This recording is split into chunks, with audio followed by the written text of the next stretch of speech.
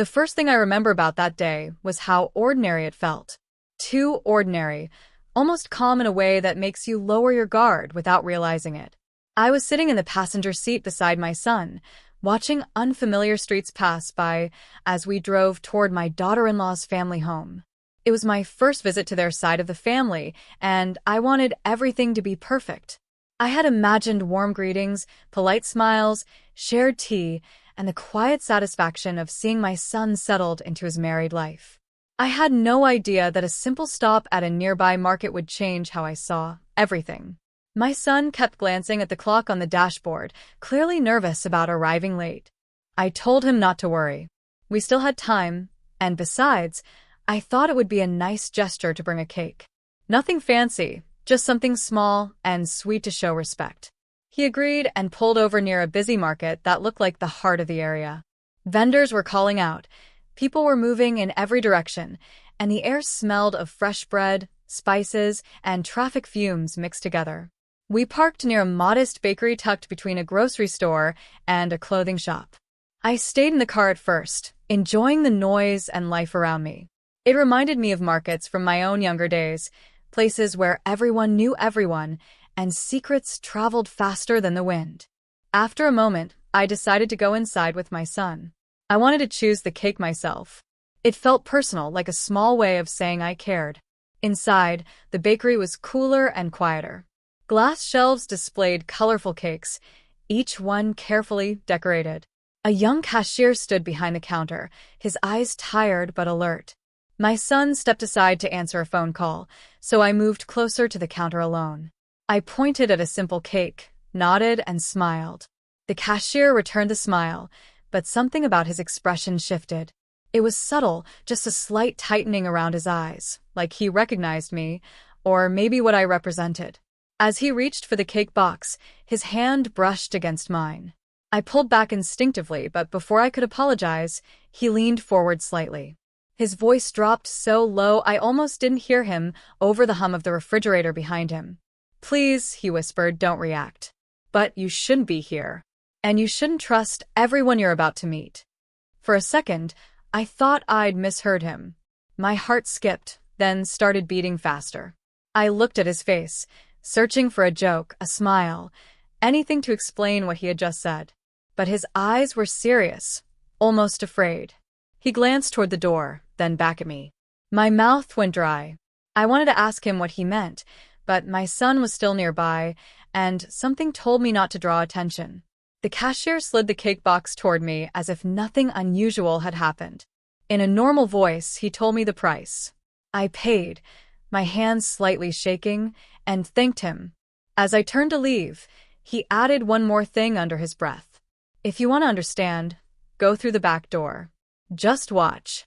5 minutes is enough." I walked out of the bakery feeling like the ground beneath me had shifted. My son took the cake, smiling, unaware of the storm forming inside my chest. I told him I needed some fresh air and asked him to wait in the car for a moment. He looked surprised but didn't argue. I watched him walk away, then stood there, torn between fear and curiosity. Part of me wanted to forget everything. I could get back in the car, go to the house, enjoy the visit, and pretend that nothing strange had happened. But another part of me, the part shaped by years of experience and quiet instincts, refused to let it go. People don't whisper warnings for no reason, and the fear in that young man's eyes had felt real. I circled around the side of the bakery, my heart pounding louder with every step. The back door was slightly open, just enough to make it look accidental. I hesitated, then pushed it gently. Inside was a narrow corridor that led to a small storage area. I stayed near the door, careful to remain unseen. From there, I could hear voices drifting in from the other side. At first, it was just normal conversation. Then I heard a name that made me freeze. It was my daughter-in-law's family name. The voices lowered, and the tone changed. There was laughter, but it wasn't warm. It was sharp, calculating. I leaned closer, my breath shallow, trying to make sense of what I was hearing without being noticed. Time seemed to stretch and compress all at once. Every sound felt louder, every second heavier. I glanced at my watch. 5 minutes, the cashier had said. 5 minutes to watch, to listen, to understand. I didn't yet know what I was about to discover, but I knew one thing for certain. This visit was no longer just a family meeting. Something hidden was unfolding right in front of me, and once I saw it, there would be no turning back. As the voices continued and footsteps approached, I realized I might be seen at any moment. My heart raced as I pressed myself closer to the wall, torn between staying and running. Whatever the truth was, it was close now, just seconds away from revealing itself. And in that moment, standing behind a bakery with a cake meant for celebration in my hands, I understood that some warnings come quietly, but they change everything forever. I stayed still, barely breathing, as the footsteps passed close to the storage room door. Someone laughed again, and that laugh sent a chill through me. It wasn't the sound itself, but the ease of it, like nothing in the world could go wrong for the people making it. When the footsteps faded, I slowly leaned forward, careful not to make a sound. Through a small gap between stacked boxes, I could see part of the back area of the market. Two men stood near a loading table, talking in low voices. One of them wore an apron like the cashier, but he was older, heavier, with sharp eyes that never stopped moving. The other man was dressed casually, but something about him felt important. He carried himself with confidence, like he was used to being listened to. I didn't recognize either of them, yet the name they had mentioned earlier echoed in my mind. My daughter-in-law's family name. Why would it come up here, behind a bakery, spoken in such a tone? I strained to hear more, but their words were broken, interrupted by the noise of deliveries outside. I caught fragments: money, timing, guests, and a phrase that made my stomach tighten. The visit. My visit. There was no doubt now. They were talking about me, or at least about someone arriving today. A cold realization crept over me that this stop at the market hadn't been as random as I thought. My mind raced back to the months leading up to this trip. The marriage had seemed rushed, but my son had insisted everything was fine. He had been happy, or at least convincing enough. My daughter-in-law had always been polite, respectful, maybe a little too careful with her words. I had brushed off the small moments that felt off, telling myself I was just an overthinking parent learning to let go. Now those memories returned with new weight. The way conversation stopped when I entered the room. The sudden phone calls she would take in private. The way my son avoided certain topics when I asked about her family. None of it had been enough to raise alarms on its own. But standing here, listening to strangers whisper about the visit, those small details started connecting in ways I didn't like. I shifted my weight slightly, and a box creaked under my foot. I froze. The men stopped talking. One of them turned his head, looking in my direction. My heart felt like it might burst out of my chest. I told myself not to panic, not to run. After a tense moment, he shrugged and went back to the conversation, assuming the noise came from somewhere else. Only then did I realize how tightly I was clenching my fists. I checked my watch again. Almost 5 minutes had passed. The cashier's words replayed in my mind. Just watch. He hadn't told me to interfere or confront anyone. He had wanted me to see something, to understand without being directly involved. That alone told me this situation was bigger and more complicated than I could imagine. As I stood there, I noticed movement near the back door of the bakery. The young cashier appeared briefly, carrying a crate. His eyes flicked toward the storage area, and for a split second, our gazes met. He didn't react, but there was a silent understanding between us. He knew I was there. He knew I was listening. And somehow, he was helping me without saying another word. The men's conversation shifted, becoming more guarded. They lowered their voices even further, forcing me to lean closer. I heard another name, one I recognized this time. It was my son's. Hearing his name spoken by strangers in a secretive tone sent a sharp pain through my chest. Whatever this was, my son was connected to it, whether he knew it or not. Questions flooded my mind. Was he in danger? Was he being used? Or worse, was he hiding something from me? I thought about the cake sitting in the car, a symbol of goodwill and family bonding. The contrast felt almost cruel. While I was trying to bring sweetness into this visit, Something bitter was unfolding just out of sight. A loud noise from outside interrupted everything. A truck engine roared to life, and the men stepped away from the table. One of them checked his phone and cursed under his breath. "We'll talk later," he said. Before they arrive, they moved toward the exit, and I knew my time was up. I quietly slipped back through the storage room door and out into the alley, my legs trembling. The afternoon sun felt too bright after the dim space inside. I took a few deep breaths, trying to steady myself. I wanted to confront my son immediately, to ask him what was going on, but something held me back. Accusing him without proof could push him further away, or worse, alert the wrong people. As I walked back toward the car, the normal sounds of the market felt unreal, like I was moving through a different world than everyone else. My son waved when he saw me, completely unaware of what I had just witnessed. He asked if I was okay. I smiled and said I was fine, blaming the heat. Lying to him hurt more than I expected, but I knew it was necessary, at least for now. We drove away from the market, the bakery disappearing in the rearview mirror. I kept thinking about the cashier, about his warning, and about the men in the back room. Why had he chosen me to warn? What did he know that I didn't? And how was my daughter-in-law's family connected to all of this? As we approached their neighborhood, my chest tightened again. The houses looked calm, welcoming even. Children played in the street. Neighbors chatted casually. Nothing about the place suggested hidden tension or secrets. Yet I could feel it beneath the surface, like a quiet hum waiting to grow louder. I held the cake on my lap, my fingers pressing into the box. This visit was supposed to be about family, trust, and new beginnings.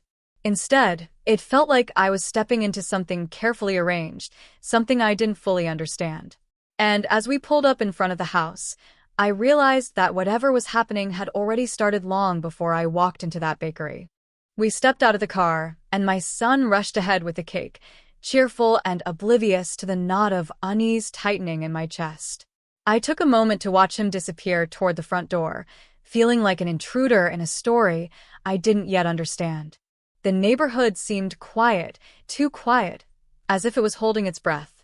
I tried to shake off the sense of dread, telling myself that maybe I was reading too much into a few whispered words. But my instincts, honed over years of experience, were screaming that something was off. I followed him slowly, letting the small garden hedge hide me from view. From this angle, I could see a side window where I caught glimpses of people moving inside, talking in low tones. There was laughter, yes, but it was uneven, forced in some places, hollow in others. I tried to identify the voices. My daughter-in-law's mother was there, her voice calm, but with an edge I couldn't place. Her brother, or cousin, spoke occasionally, but always in that measured, cautious way that made me feel like each word was carefully chosen. I realized this family had layers I had never seen from the surface. As I edged closer, I remembered the warning from the cashier. Don't trust everyone you're about to meet. At the time, it had sounded vague, almost paranoid. But now, standing here, I understood the weight behind it. Something was being concealed, and I was on the edge of discovering it. My curiosity mixed with fear, creating a knot of adrenaline that made my heart pound in my ears. I wanted to know what they were hiding, but I also knew that one wrong step could make everything worse. Through a narrow gap in the curtains, I saw my son hand the cake to my daughter-in-law. She smiled warmly, the picture of a perfect hostess. Yet there was a subtle hesitation in her eyes, a flicker of something unspoken before she quickly masked it. I wondered if she knew more than she let on, or if she was simply a part of a larger plan I couldn't yet see. My son seemed entirely unaware, laughing at something she said.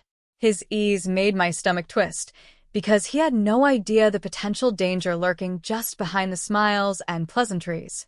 I moved along the side of the house, trying to get a clearer view of the back door. That small corridor I had used at the market replayed in my mind, and I realized there was a connection. The market, the whispers, the sudden warnings, it was all part of a chain leading here, to this house. Something about my presence was expected, or maybe it had been predicted. My thoughts swirled with possibilities. Was this about money? Influence?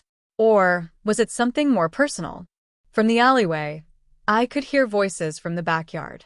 It was faint, the wind carrying bits of conversation, but enough to make me pause. I caught my daughter-in-law's voice, low and firm, speaking to someone I couldn't see. "He doesn't know. Keep it that way." There was authority in her tone that made me freeze. Was she directing a plan? Protecting my son? Or was she hiding something from him too? I pressed myself closer to the wall, straining to hear more, but footsteps approaching made me slip back into the shadows. I took a moment to collect my thoughts. This family wasn't what it seemed from the outside. On the surface, everything looked normal. A welcoming home, polite greetings, small gestures of kindness. But underneath, there was tension, secrecy, and an intricate dance of control I didn't yet understand. It reminded me of stories I had read or heard about families who maintained appearances while hiding powerful, sometimes dangerous truths beneath. And somehow, I had become a part of that story without even realizing it. My mind drifted briefly to my son. He had always been naive in some ways, trusting people too easily, seeing the world as simple and straightforward. That trust had served him well at times, but today it might put him in danger. I realized that if I wasn't careful, I could expose him, or myself, to consequences I couldn't predict. I needed to watch, to understand, to gather information before taking any action. At that moment, the side gate creaked, and I ducked instinctively.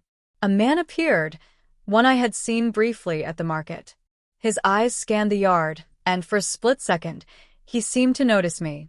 Panic surged, but I stayed still, holding my breath until he turned and disappeared again. My pulse raced.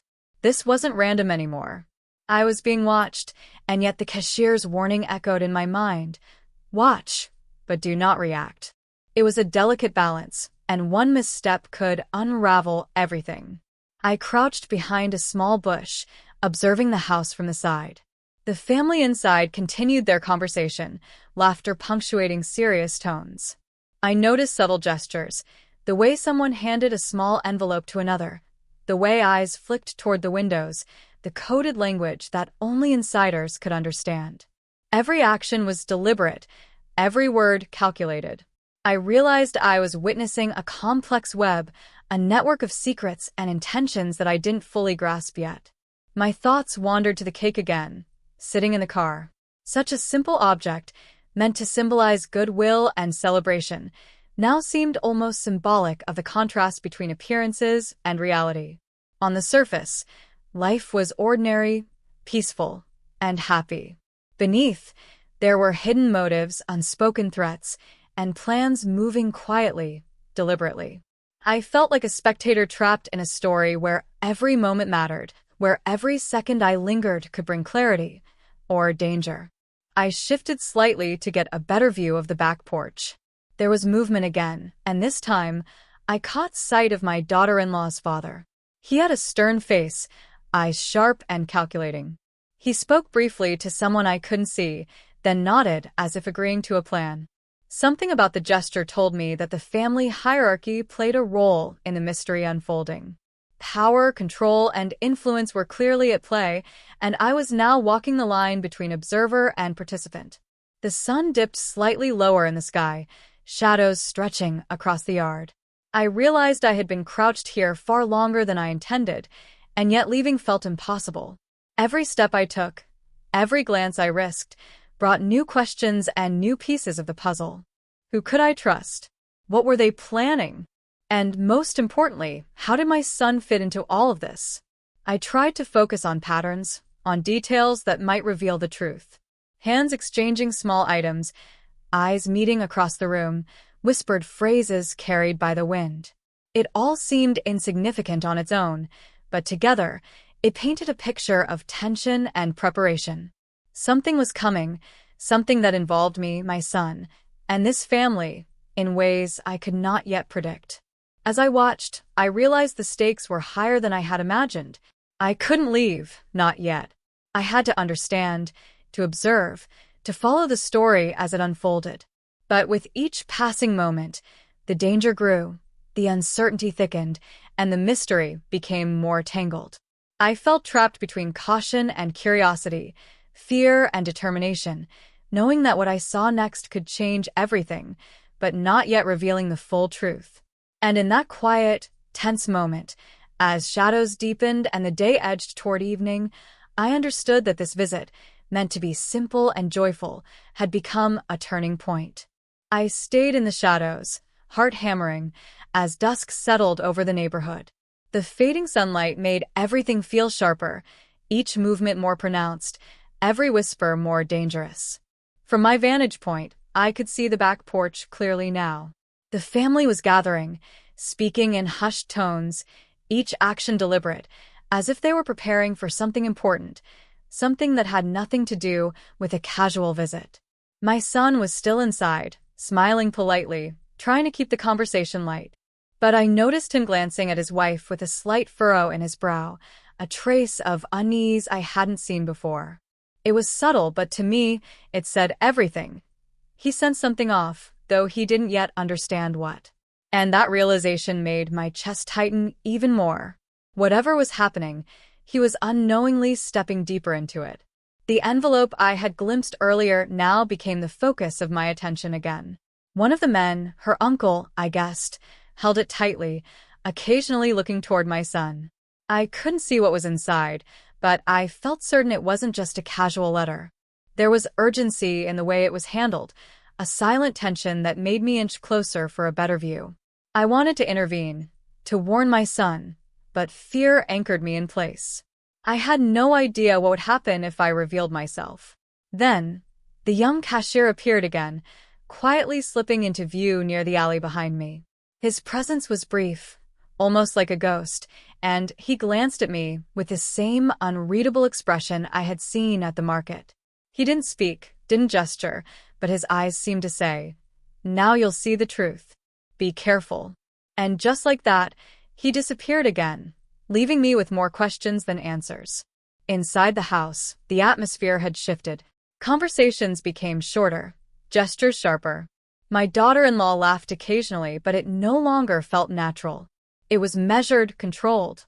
I realized she was performing, maintaining an image for my son while negotiating something hidden in the shadows. I couldn't tell if she was complicit, protecting someone, or trapped herself. Every possibility made my stomach tighten with dread. A sudden sound outside drew my attention. A car door slammed somewhere down the street.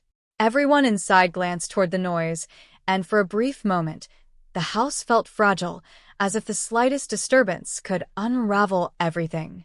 I pressed myself against the hedge, heart racing. Every second felt stretched, loaded with tension, like the calm before a storm. I had never felt so exposed and powerless at the same time. Then I saw him, my son's father-in-law, stepping toward the back door with a controlled urgency. He held a small box, moving with purpose. I crouched lower, realizing that whatever was in that box was central to what was happening. The family's focus shifted entirely, their movements synchronized, their expressions tense. The air seemed to vibrate with anticipation, as if everyone in the house knew something monumental was about to unfold. My son laughed nervously at something his wife said, still unaware of the tension that had gripped the room. His innocence struck me painfully. I wanted to reach out, to grab him, to warn him to leave, but a sudden movement in the alley froze me. The man from the market, the older one, had returned. His eyes scanned the area, lingering on my hiding spot for a heartbeat that felt like an eternity. My pulse spiked.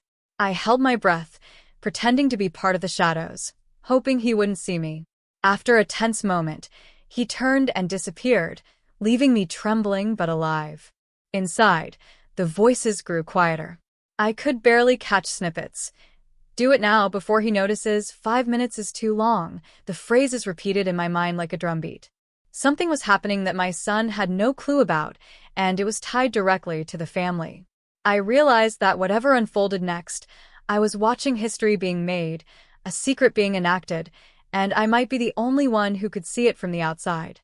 Suddenly, the door at the back of the house opened, and I caught sight of my daughter-in-law moving quickly toward the porch, glancing over her shoulder as if to make sure no one was watching. She held a phone in her hand, whispering into it urgently. The tension in her body was impossible to ignore. I could feel it radiating from her, a silent signal that something critical was about to occur. Time seemed to stretch unbearably. Each heartbeat echoed like a drum in my ears. My eyes flicked between the shadows around me and the porch, where the family moved with careful precision. I realized that everything I had seen, the whispers at the market, the envelope, the cashier's warning, was leading to this moment. Whatever was about to happen, it was meant to happen right here, right now, and I was too close to do anything but watch. Then, in the corner of my vision, I saw movement that made my stomach drop. Someone was sneaking along the edge of the property, a figure I didn't recognize, glancing toward the house as if scouting for something or someone. My pulse quickened. My mind raced with possibilities. Was this an intruder? Or part of the plan? The uncertainty made every second feel heavier, every breath feel like a risk. I pressed myself closer to the ground, careful not to make a sound. The family inside had now gathered near the porch, and the box the father-in-law held was opened slowly, deliberately. I couldn't see the contents yet, but the way their eyes glinted, the way they leaned in, whispered, and nodded, it was clear that whatever was inside would change everything. My son, still oblivious, laughed at a joke his wife told, but I could see him glance at the box curiously. That single glance made my heart pound. He was inches from discovering the truth, and I had no way of stopping what was about to unfold. The tension built, the air thickened, and every nerve in my body screamed that the climax was just moments away. And then, as the final rays of sunlight slipped below the rooftops, everything froze. The family paused, their attention fixated on the box. My son's eyes widened slightly, my daughter-in-law's expression tightened, and a shadow moved quickly across the yard. I felt a shiver run down my spine, realizing that the secret I had been chasing, the mystery I had been trying to understand, was about to explode into reality, and I was standing right at the edge, helpless to stop it. Time slowed, the world narrowing to the porch, the box, and the figures around it. Every sound was amplified, a soft shuffle of feet, a whispered command, the faint rustle of paper. The tension was unbearable. Whatever was about to happen, it would reveal everything, yet I could do nothing but watch. And in that suspended moment, I understood that nothing would ever feel ordinary again. I held my breath, frozen behind the hedge, as the porch seemed to pulse with tension. The box in the father-in-law's hands trembled slightly, and for a second, I thought it might be fragile. But then something happened that I didn't expect. My daughter-in-law leaned in closer, her expression shifting from controlled calm to barely restrained panic. She glanced toward the side window, toward me. Or maybe not me, but someone or something outside. My pulse skipped. Had she noticed me hiding? Had she realized I had been watching all along? Before I could process it, the envelope I had seen earlier slid from the uncle's hands and fluttered to the floor. My eyes widened. That small piece of paper might have held secrets, instructions, or a warning. Whoever found it first would gain the upper hand. I froze as a shadow moved across the porch. My son, oblivious, bent down to pick it up. Wait! I wanted to shout, to stop him, but the words caught in my throat. My stomach sank. If he opened it, everything could change in an instant. The family members stiffened, eyes snapping toward him, voices dropping to almost nothing. My daughter-in-law stepped forward quickly, intercepting him and snatching the envelope. The sudden motion was sharp, almost violent in its urgency. My son looked confused, unsure what was happening, while the older men exchanged glances that sent another wave of unease crashing over me. Then the second twist hit me. Out of nowhere, the door at the far end of the yard opened, and a man I had never seen before stepped into the shadows. He wasn't part of the family, but the way he moved, the way he looked at everyone, it was clear he belonged to the unfolding secret. His eyes locked on the envelope, then on my daughter-in-law, and finally, for the briefest moment, on me. He moved with deliberate speed, confident and controlled, like someone who had done this before. I ducked instinctively behind the bush, my heart hammering. My mind raced with questions. Who was he? Why had he appeared now? And how did he fit into the story that had been quietly building for hours, from the whispers at the market to the subtle warning of the cashier? My pulse rattled through my chest. Whatever was in that envelope, whatever plan had been set into motion, it was bigger than I had imagined. Inside, the family seemed momentarily paralyzed. The father-in-law held the box tighter, his jaw set. The uncle glanced toward the stranger, their eyes exchanging a silent, tense understanding. It was clear this wasn't a casual visit anymore.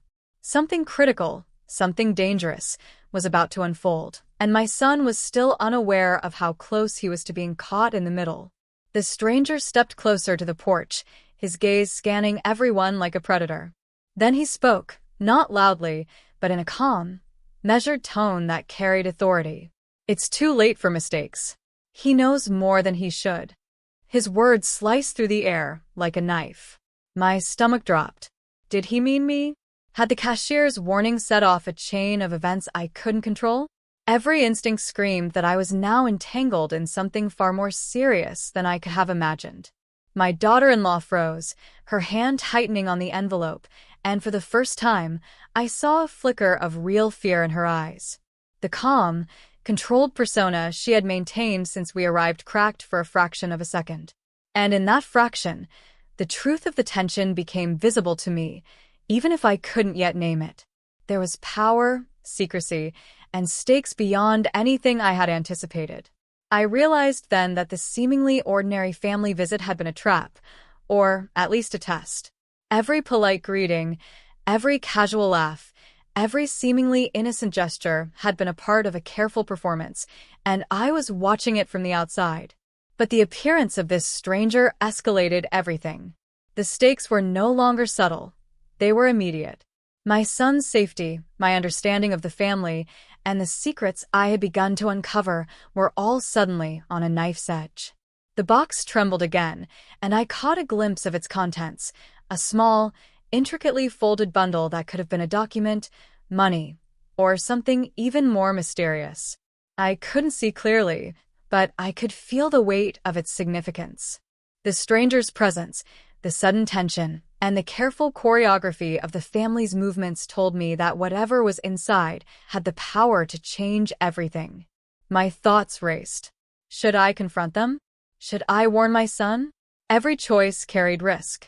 If I acted too soon, I could blow my cover and put myself and my son in immediate danger. If I stayed hidden, I might witness the truth unfold but remain powerless to influence it. Fear and adrenaline collided inside me, leaving me paralyzed yet hyper-aware.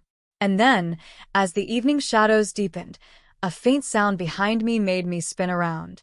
The alleyway where I had hidden earlier now seemed occupied. A second figure emerged, someone I hadn't noticed before, moving with stealth and precision. It was another unknown player, someone connected to the unfolding events, whose intentions I could not yet discern. The sudden realization that there were more people involved than I had imagined sent a shiver down my spine. Everything was accelerating. Every heartbeat, every glance, every movement was loaded with danger. The family, the stranger, my son, the envelope, the box, everything was a thread in a web that was tightening around us. And I knew, with absolute clarity, that the next few minutes would determine the direction of everything, the secret I had uncovered, the hidden motives of the family, and the safety of the person I cared about most. The night was closing in, the shadows long, and the tension almost unbearable. My breath came in short, quiet bursts as I tried to anticipate what would happen next. The second twist, the stranger's sudden appearance, had made the stakes undeniable. Whatever truth was waiting to be revealed, it was about to come crashing into the open. And yet, I had no way to control it. I was a spectator, caught in a storm I had only glimpsed, powerless to intervene, and painfully aware that what I had witnessed so far was only the beginning. Every instinct screamed at me to stay alert, to watch, to understand. But the danger was close, closer than I had anticipated. The family's polite facade had dissolved, replaced by a delicate, tense dance of hidden motives and urgent decisions. My son remained unaware, laughing politely, the cake in his hands now a symbol of a calm world that no longer existed. And as the stranger moved closer to the porch, the envelope still clutched tightly in my daughter-in-law's hand, I realized that the climax I had been building toward, the moment when everything would finally explode into revelation, was just seconds away. Everything was in motion now. Every secret, every hidden tension, every whispered warning from the market was converging. And I knew, deep in my bones, that nothing would ever be the same once the truth finally emerged.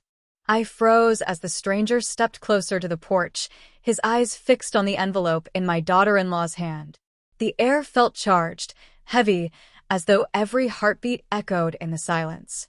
My son laughed nervously, holding the cake, completely unaware of the tension surrounding him. And then, in a move that shocked me, my daughter-in-law suddenly handed the envelope to him. "Here," she said softly, her voice steady, but her hands trembling. "You need to see this." My son looked puzzled, but he took it. The older men stiffened, their eyes narrowing, and the stranger's expression darkened. I could feel the weight of the moment pressing down on me, knowing that the contents of that envelope would reveal the truth, and that whatever happened next could change everything. He unfolded the papers inside, his eyes scanning quickly. My heart pounded as I watched his expression shift from confusion to alarm, then disbelief. The envelope contained evidence of hidden transactions, secrets about the family that even my son had never suspected. Money being funneled, arrangements made without his knowledge, plans that had manipulated his life quietly behind closed doors. Everything connected. The market, the whispers, the strange behavior, the cashier's warning. It all made sense now. The father-in-law stepped forward, his voice low but firm. "We did what we had to do," he said, glancing at my daughter-in-law and the uncle.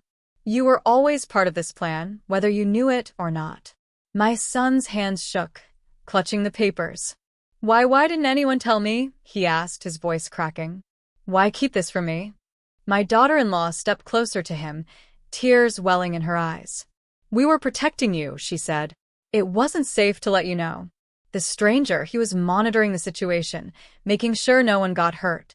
I realized then that the stranger's presence wasn't about harming my son. It had been a safeguard, a way to control a situation that had the potential to spiral out of control. My fear and suspicion shifted into clarity. The family had kept secrets, yes, but they had also worked to protect him in ways I hadn't understood. The stranger finally spoke, his tone calm but commanding. "Everything could have gone wrong if the wrong person intervened. Now you know the truth, and you can decide how to move forward." His eyes flicked briefly toward me, a silent acknowledgement of my presence, though he said nothing. For a moment, silence fell over the porch. The tension that had gripped me for hours seemed to ease just slightly. My son looked at the family, trying to process everything at once. The deception, the protection, the complexity of relationships he had never seen. My daughter-in-law's tears softened the moment, showing vulnerability beneath her composed exterior. Then came the final, unexpected twist. My son unfolded one last piece of paper at the bottom of the envelope, something none of us had noticed. His eyes went wide, and he looked up at me, a mixture of shock and disbelief on his face. "You were part of this too," he said, his voice trembling. They warned you." I glanced at the cashier's warning, the strange behavior at the market, the feeling of being watched, and realized that I had been drawn into the family's protection plan from the very beginning. My involvement wasn't accidental. My presence had been anticipated. Every moment, every whispered warning, had been orchestrated to guide me to see the truth without putting anyone in danger. The realization hit me like a wave. I had thought I was discovering secrets, spying, trying to protect my son. But in reality, the family had been protecting all of us in a quiet, deliberate way. The stranger, the envelope, even the market encounter were pieces of a puzzle I hadn't realized I was part of. As the evening settled, the weight of tension finally lifted slightly, though the story had left us all changed. My son held the papers, stunned but slowly beginning to understand the complexity of the web he had stepped into. My daughter-in-law's vulnerability and careful planning became clear, and even the stranger's sudden presence now made sense, a guardian in the shadows. But just as I thought the climax had passed, the stranger's phone buzzed. He glanced at it, eyes narrowing, and a new shadow crossed his face. Something new, something urgent had arrived. He looked toward the family, and then back at me, his expression unreadable. "This isn't over," he said quietly, almost to himself. "Not yet." The air shifted instantly. The calm that had begun to settle was shattered, replaced by the knowledge that the secrets we had uncovered were only part of a larger story, one that had yet to fully reveal itself. My son looked at me, still holding the papers, and I could see the question in his eyes. What now? I swallowed hard, realizing that even though the main conflict had been revealed and the family's secrets exposed, there was another layer waiting, something deeper, something that could turn everything upside down again. The night held its breath, the shadows lengthened, and we were left standing on the edge of another mystery, one that promised to be even more dangerous than what we had just survived. And in that moment, I knew the ordinary visit I had planned was over.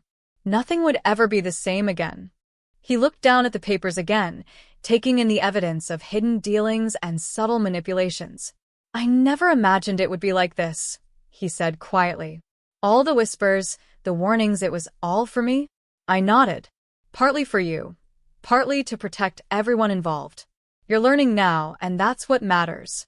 The truth isn't always easy, but now you know." My daughter-in-law appeared behind him, a mixture of relief and lingering tension on her face. She had been holding herself together through the entire ordeal, but I could see the cracks now.